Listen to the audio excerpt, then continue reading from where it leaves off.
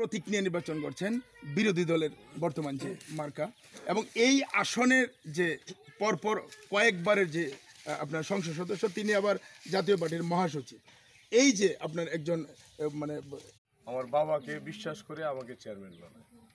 আমি চেয়ারম্যান হওয়ার পরে আমি যে কাজটা করেছি, যে কোনো লোকের দল মত নির্বিশেষে, জাতীয় পার্টি, আওয়ামী লীগ, বিএনপি সহ অন্যান্য দলের যে কোনো দলের লোকের ডাকে আমি সাড়া দিয়েছি। যে কোনো দলের লোক বিপদে আমি তাদের বিপদে আমি ঝাঁপায় পড়ছি। আপনি বিশ্বাস করতে পারেন যে আমি আসলে কোনো তারেল উপজেলার দলীয়করণ যে বিষয়টা, এটা আমি তারেল থেকে আমি নষ্ট করে দিচ্ছি।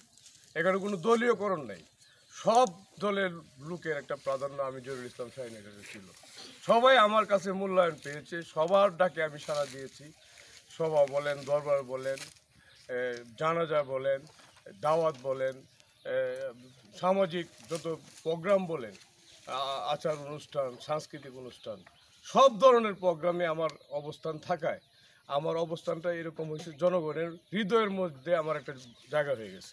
এই জায়গা হওয়াতে সাধারণ মানুষের একটা স্বতঃস্ফূর্ততা আমাকে নিয়ে, আপনারা দেখবেন খবর নিয়ে যে আমার যে ভোটটা, গরিব, অসহায়, দুর্বল এবং সাধারণ মানুষের যে ভোটটা, এর 80% ভোটে ইনশাল্লাহ আমি পাবো। আর এটা আমার বাবার একটা অবস্থান ছিল, বাবার অবস্থানটার সাথে আমার অবস্থানটা যোগ হয়েছে। আগামী 29 তারিখ যদি আল্লাহ সব কিছু ঠিক রাখে, তাহলে আমি বিশ্বাস করি বীর মুক্তিযোদ্ধা মুজিবুল হক চন্দ্র মহোদয় আমাকে ইলেকশন করার যে অর্ডার দিয়েছে, আদেশ দিয়েছে, উনার ইজ্জত ইনশাল্লাহ এই তারেলবাসী রাখবে। কারণ উনিও দলমত নির্বিশেষে প্রতীক পেয়েছেন।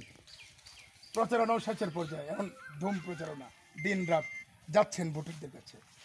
এই যে বিগত 5 বছর আপনি সেবা দিলেন, কেমন মানে সাড়া পাচ্ছেন? আবার কেন ভোট দিব আপনাকে এই তারাইলের জনগণ? বিসমিল্লাহির রহমানির রহিম। আমি প্রথমেই ইন্ডিপেন্ডেন্ট টিভিকে ধন্যবাদ এবং শুভেচ্ছা অভিনন্দন জানাচ্ছি যে আমাকে কথা বলার সুযোগ করে দেওয়ার জন্য।